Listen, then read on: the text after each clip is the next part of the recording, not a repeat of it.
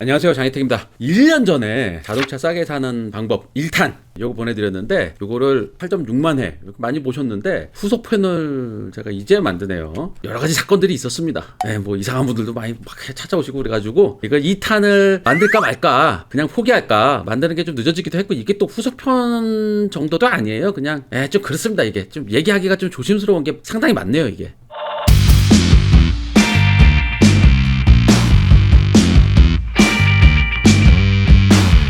1년 전에 1탄에서 중요 내용은 이 자동차 리스 계약할 때 요 피에 관련된 요 얘기를 해드렸는데, 이게 고객들, 그러니까 차 사시는 분들 모르게 피를 몰래 적는다. 어수룩해 보이고 뭐 좀 잘 속을 것처럼 생기고 뭐 그러면 막 10피 이렇게 막 적는다. 계약서에도 몇 피를 적었는지 표시가 안 된다. 법적으로 이걸 표시할 뭐 이런 게 없다.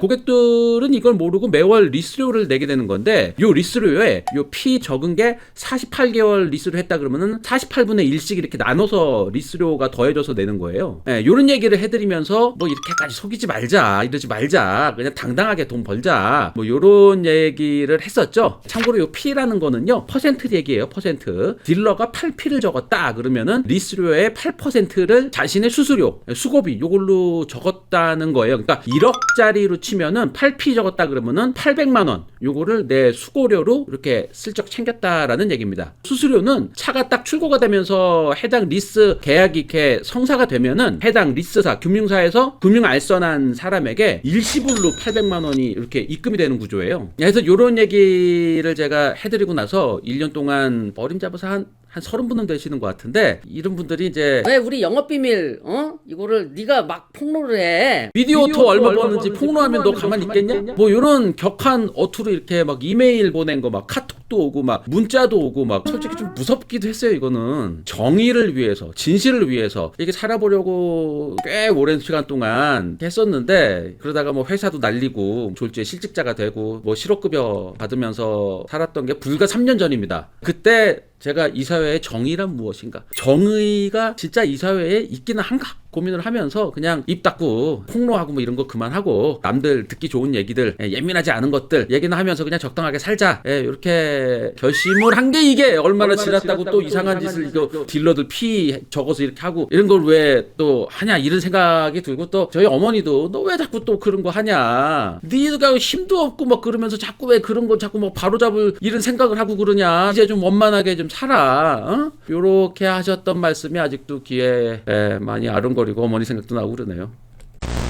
자, 그래도 그 사이에 1년 사이에 자동차 판매 쪽에 여러 가지 긍정적인 변화가 있었다고 하더라고요. 이 피 몰래 적어가지고서는 자기 수수료 몰래 챙겼던 거, 요 피를 과하게 적어서 몰래 이득 취하는 것들을 여기저기서 좀 많이 알게 되신 것 같아요. 그러면서 몰래 수수료 챙기는 것들이 많이 사라졌다고 합니다. 자동차 지점 차원에서 무리하게 이 수수료 챙기지 말자고 단속하는 분위기도 생겼고요. 그리고 고객들한테 이렇게 차 팔면서 나 피 몇 퍼센트 적을 거다라고 이렇게 투명하게 서로 얘기하는 이런 문화도 생겼고요. 하여튼 뭐 이런 자동차 금융 하시는 분들도 이렇게 어느 금융사가 더 좋은지, 어떤 방법으로 차 사는 게 더 돈이 적게 드는지 이런 것들 다 알아봐 줬는데, 당연히 일한 대가, 수수료, 수고비 이거 당연히 챙겨가지고 가는 게 맞죠. 무리하게 챙기고 몰래 챙기고 이게 문제지, 당연히 이랬으면은 대가 가져가는 게 맞죠. 참고로 요즘 자동차 파는 건 자동차 딜러가 혼자서 이렇게 다 파는 경우가 그렇게 아직도 뭐 그런 경우가 많긴 한데, 자동차 딜러 혼자서 북치고 장구치고 뭐 이렇게 하는 경우보다는 자동차 금융 하시는 분이 이렇게 같이 도와서 차를 파는 경우가 상당히 많습니다. 금융 끼고 사시는 분들 상당히 많잖아요. 자동차 리스, 장기 렌트 이런 걸로, 이런 것들은 이 자동차 딜러분들이 100% 다 알지는 못해요. 모든 금융사나 모든 장기 렌트사나 이런 조건을 다 알고 있지 못합니다. 이런 거를 다 알고 있는 요 자동차 금융 매니저가 따로 있죠. 요것도 전문직처럼 이렇게 따로 영역이 생겼습니다. 그러면서 요런 쪽, 자동차 금융 하시는 분들이 요즘에는 더 활발하게 해서, 우리 인터넷으로 자동차 싸게 사는 법, 자동차 리스, 자동차 렌트 이런 거 알아보면은 뭐 전국 최저가 어쩌고 저쩌고 뭐 이런 분들 이렇게 인터넷으로 만나게 되잖아요. 자동차 사시는 분들, 아니면 자동차 리스나 렌탈로 이용하시는 분들한테 가장 유리한 방식을 찾아서 제안을 해드리고, 그리고 자동차 딜러랑 연계해서 이렇게 차를 파는 방식으로, 이런 방식도 많아지고 있더라고요. 잘 선택하면은 좋은 조건의 차를 이용할 수도 있겠지만, 여기서 사기 사건이나 부당하게 이득을 챙기거나 이런 것들도 또 여러 가지로 많이 생기고 있고 그러기도 합니다. 자, 여기서 간단하게 리스 뭐 장기 렌트 이런 거 개념만 딱 구분을 하면서 말씀드릴게요. 자동차 살 때 일시불은 다 아실 테고 카드 할부도 다 아실 테고 장기 렌트도 다들 아시겠죠. 렌트카를 오랫동안 빌리는 게 그냥 장기 렌트카예요. 가장 아리송한 게 자동차 리스인데 금융 리스와 운용 리스 두 종류가 있다. 뭐 요런 얘기까지 나오기 시작하면 여기서부터 좀 어려워지죠. 리스의 개념을 알고 있으면 그게 어려운 얘기는 아니거든요. 리스 이렇게 말 그대로 빌리는 거예요. 빌리는 거. 매월 일정 금액을 내고 차를 타고 다니는 거. 요게 자동차 리스인데 자동차 리스에 두 가지 방법이 있죠. 렌트카처럼 매월 일정 금액을 내고 차를 빌려 타는 거. 차를 빌려서 내가 운용을 하는 거예요. 그래서 요거를 운용 리스라고 합니다. 근데 이거 말고 리스사, 금융사 여기서 돈을 빌려서 차를 사. 그리고 일정 금액을 금융사, 리스사에다가 일정 금액을 매월 갚는 방법. 금융사에서 빌리는 개념이기 때문에 금융 리스라고 부릅니다. 차이점 아시겠죠? 한마디로 운용 리스는 차를 빌리는 거. 금융 리스는 돈을 빌리는 거예요. 돈을 빌려서 차를 사는 금융 리스. 요거는 돈을 빌려서 차를 샀기 때문에 차의 명의가 보통 차주.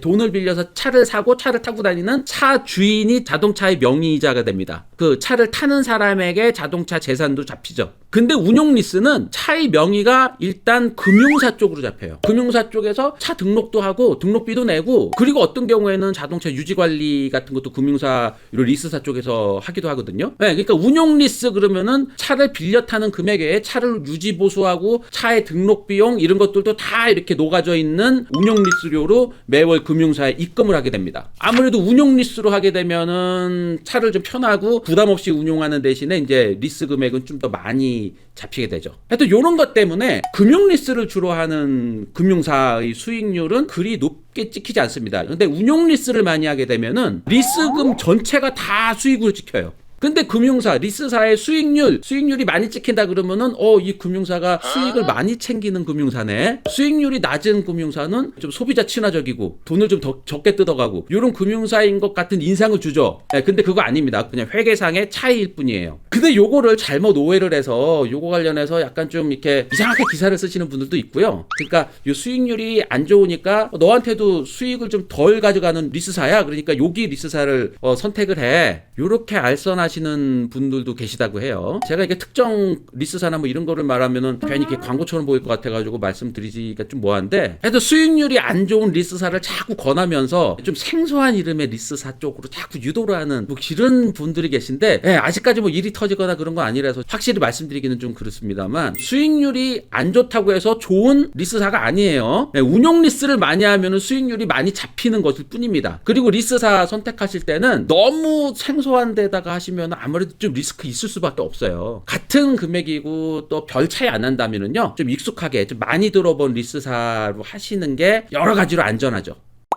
자, 그리고 금융 리스를 하게 됩니까? 돈을 빌려서 나눠서 갚는 요 금융 리스. 차 명의가 내 명의로 온다 그랬잖아요. 그러면은 차가 내 재산으로 잡히는 거예요. 뭐 자동차 갖고 있다고 해서 세금 더 내거나 그러는 건 아니지만, 지역의료보험 가입하신 경우라면은 의료보험료는 조금 올라갈 수 있어요. 네, 그리고 또 뭐 이런 것도 있어요. 리스는 기본적으로 자동차 보험이 다 이용자 명의로 자동차 보험을 합니다. 그러니까 법인이면은 그 법인 명의로 자동차 보험을 하고 뭐 이래요. 그러니까 그 법인에서 뭐 자동차 사고 내거나 뭐 이렇게 되면은 그 법인 명의의 자동차 보험에 할증이 되고 뭐 이렇게 되는 겁니다. 그러니까 또 이런 것도 있어요. 그냥 회사에서 막 쓰는 차가 있을 수도 있잖아. 뭐 이 사람 저 사람 보니까 좀 여기저기 많이 긁히기도 하고 막 좀 조금만 사고도 나고 좀 그러겠죠. 요게 조금 부담이 돼서 보험료 올라가는 것도 조금 부담되고 막 이런다 그러면은 장기 렌트 쪽으로 가시는 방법도 있습니다. 장기 렌트는 렌트사가 보험의 명의가 있어요. 뭐 하나의 팁으로 그냥 알고 계시라는 거고요. 제가 여러 가지 준비를 해오긴 했는데 이렇게 돈 얘기 쪽은 말씀드리기가 그런데,